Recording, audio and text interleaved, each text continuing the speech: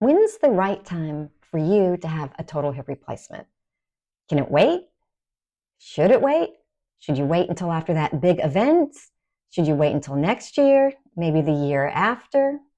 Maybe it feels like your hip doesn't really hurt enough to warrant that type of major surgery.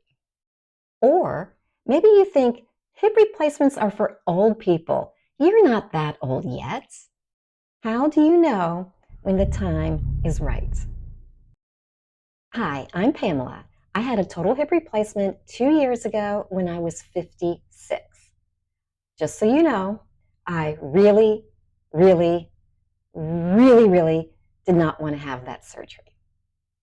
In this video, I'm going to talk about what made me decide, yes, it was time for me to have that surgery. And my hope is, if you're on the fence, maybe this will give you some good ideas to ask your doctor different types of questions so that way you can get to a place where you decide when the right time is for you. I want you to know, I am not a doctor. I'm not any type of medical professional. I'm a certified yoga teacher, but I don't even teach yoga classes. I'm not giving you any type of medical advice. I'm simply sharing my story so that way you can think about how to talk to your own doctor. If you're watching this video after you've had your surgery, I would love it if you would put in the comments below this video what your thoughts were when you were trying to decide if you should have your surgery sooner versus later. I know everybody would love to hear from you too. My grandmother had a total hip replacement sometime, I believe, in the 1970s. I was a little girl, and I actually don't know how old she was. She was some general grandmothery type age when she had her hip replacement. My mother had her hip replaced when she was in her mid-70s. Her recovery was really difficult. She ended up having a blood clot in one of her legs, which put her back in the hospital where she was for about a week or so. Then she had to spend a couple of more weeks in rehab. So that was my experience with hip replacements. I did not want to go down that path at all whatsoever. Intellectually, I understood my mother had a very sedentary lifestyle. She never exercised. She ate okay, but she was somewhat overweight. And so she wasn't really setting herself up to have a vibrant, healthy life as she got older. That's part of the reason why I have always tried really hard to be sure that I do take care of myself physically now, because I do want to have a vibrant lifestyle into my 80s, 90s, and beyond. So when my doctor told me I needed a hip replacement at the age of 56, actually I was 55 when I got the news, I was in a total, complete state of freak out. This can't possibly be happening to me. So I did what probably many of you are doing. I scoured the internet. There was all kinds of information from physical therapists talking about strengthening the muscles around your hip. So that's what I really tried to do. Over the course of a year, I worked with 3 different physical therapists in my local community. One of them I chose specifically because he had worked with Olympic athletes earlier in his career. And I kind of figured, okay, if he was good enough for the Olympics, he's probably going to be good enough for me. The exercises that I did with the physical therapist helped a bit, definitely strengthen my leg, but I didn't feel like they were doing anything to actually make my hip feel better. The other thing that I felt about the physical therapists was once I told them my doctor said I needed a total hip replacement, they immediately just kind of glommed on to that. There was no way any of them were going to deviate with a recommendation different than what my doctor gave me. In fact, I was so kind of worried about that because it felt like they were all just towing the party line with that I actually had 2 video sessions with a physical therapist in England. He referred to himself as a physio. I guess that's what they call them in England. And he told me, in his opinion, he didn't know if a hip replacement was right for me. So he gave me a whole bunch of exercises. which were basically the same as the exercises that the in-person physical therapists gave me. The ones that, yes, they helped strengthen my leg, but they didn't prevent me from having the pain in my hip that was driving me to the doctor. Somewhere in this journey of me seeing different physical therapists, I went to go see a second doctor. And he told me, yes, he agreed with doctor number one that I needed a hip replacement. Now, I'm a runner, and he also told me I could not run after my hip surgery. I was devastated by now that news. So that was another blow that I kind of had part of this journey. I am a runner. I was a runner. I've run many half marathons. I've run 3 full marathons. I somehow turned into somebody who loved running. I didn't even start running until my 40s. And I actually kind of used to joke about that and say, oh, I can run forever because my joints are still fresh. I haven't beaten them up earlier in my life like some other people I knew might have done. After seeing doctor number 2, it really took a while for me to kind of settle down and get my head around the idea that, yes, I was facing a hip replacement at some point in my reasonably near future. At that point, I felt like I'd pretty much tried it all. I had tried physical therapy. I had tried yoga. I had tried meditation. I had tried self-hypnosis. I even tried an anti-inflammatory diet, the type that Tom Brady talks about how he followed, starting from when he had a groin injury earlier in his career. Folks, in case you're wondering, I am no Tom Brady, and that anti-inflammatory diet, while it made me feel great and vibrant, it didn't make my hip feel any better. By that point, I wasn't running anymore at all because my hip hurt too much. I also wasn't going to yoga as much as I had been prior to this problem because what I found was some of the most even basic yoga moves, such as child's pose, if you know what that means, it's kind of the entry-level point of what a yoga pose is. Even that was hurting my hip. And what I found was anytime I went to yoga, I basically was crying through yoga because I was so upset with how my body was acting, doing some of the most basic poses that I always used to do with absolutely no problem at all. I ended up going to a third doctor. Doctor number 3 spent a lot of time talking to me about kind of the geometry of what was going on with my hip and my pelvis.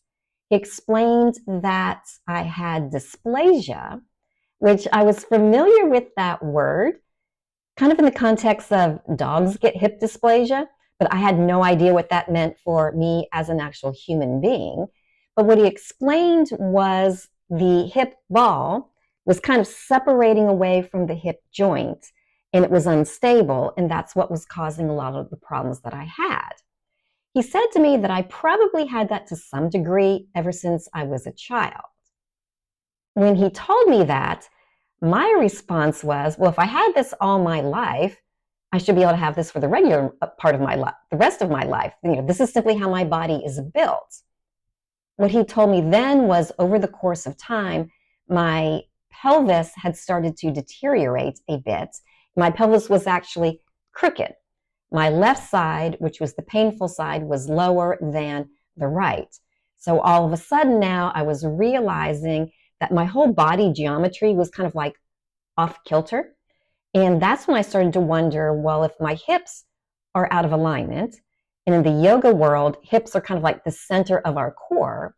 If my hips are out of alignment, does that mean not only am I going to have issues with hip problems, am I going to have spine problems, knee problems, foot problems, because it's all connected. That's when I kind of gave up and decided to stop living in pain. I started this whole journey. My hip first started hurting in October of 2021, and it was December of 2022 when I finally had my surgery. So it was a good 14 months that I was really trying desperately not to have this surgery. Even the day of the surgery, when I was at the surgical center getting prepped for the surgery, I was telling the doctor, I don't want to have the surgery. I was very, very upset. I remember the doctor saying to me, and his face was kind of like his face was just kind of like out of nowhere. He just kind of appeared. I remember that clearly. And he said to me, because I was so upset, Pamela, you don't have to have the surgery today. You absolutely can go home if you want to. Just know you'll be back. This is not going to go away. My partner, who was there listening to all of this, told me later that he was sure at that moment I was going to say, yes, I'm going home. And I was going to say, take me home right now. But I didn't. I said, okay, let's have the surgery. I can't go through all of this mental agony on top of the physical agony, knowing I'd have to have this surgery at some point into the future. As you can see, I tried everything to not have to have that surgery, and I ended up having the surgery anyway. Was that time and money, because the physical therapists, I had to pay pretty much out of pocket to go see them.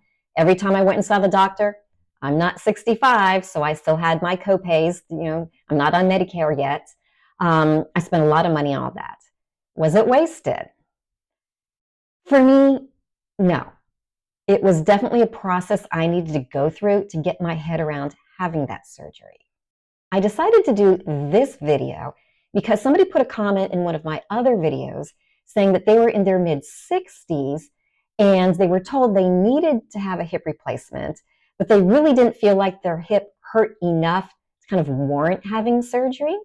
Now, I obviously have no viewpoint on anybody else's pain, but one of the things that also helped me decide to have my surgery sooner rather than later was I wanted to have my most active life now. I wanted to get through this problem. I wanted to be active again. Doctor number 3 told me, yes, I can run. And if you're curious about that, I have a whole nother video that I did. It was my first one for this channel where I talked about running after a hip replacement.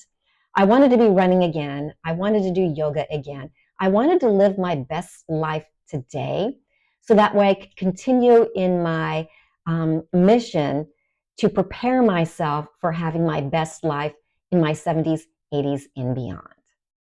Also, because I was young in hip replacement standards, doctor number 3, the one who did the surgery, did advise me that at some point in the future, I might end up needing to have a revision to my hip replacement surgery. And he said, I'm just letting you know that potentially could happen to you in the future. Having said that, or having heard that, that also helped me decide, you know what, I think I'd rather have this surgery now in my mid-50s. So that way, if I need to have a revision, I would rather have that surgery in my mid-70s rather than in my mid-80s. Or what if it's in my 90s? Would anybody even do that type of surgery on somebody in their mid-90s? So I was also thinking ahead to my future self. What would she be happy that I did? And so that also helped me feel a little bit better about having this hip replacement in my mid-50s rather than some other point in the future. So what about you? Everybody's journey is unique. If your doctor said you need a total hip replacement, are you ready for that? Is that something you're like, okay, great, I need to have a hip replacement. When can I get on the schedule? Let's get this lined up. I want to take care of it now. Or are you going through a process, or did you go through a process similar to what I did, where it took you maybe a very long time to kind of get ready to have that type of surgery? Put that information in the comments. I would love to know if I'm not alone in my agony that I put into this, or if maybe you had completely different thoughts. So, what about you? Everybody's journey is different. If your doctor told you you need a hip replacement, but you aren't quite ready, maybe ask your doctor, well, what will happen if you decide to wait? What if you wait 6 months? What if you wait a year? What if you wait longer than that? Your doctor is probably going to be the best person to help you decide when is the right time to have that hip replacement. Your doctor is there to help you live your best life. Regardless of what you decide, or already decided if you've already had a hip replacement, I wish you all the best of luck with whatever it is that you're trying to do with your life. Do me a favor, leave a comment and let me know where you stand in that process. Did you have different thoughts about why you wanted to have your surgery when you had it? Or did you have different thoughts and say, do you know what? No, I'm going to push that off as long as I possibly can. I would love to read that information from you. If you found this video interesting, please click the like button, because with YouTube's algorithms, the more people that like a video, the more people YouTube will show the video to. And if you want to subscribe to my channel, that would be fantastic. When you subscribe, click the little alert bell button. That way you will know every time I publish a brand new video. I'm hoping we all enjoy a vibrant, wonderful life now and also well into the future. See you next time.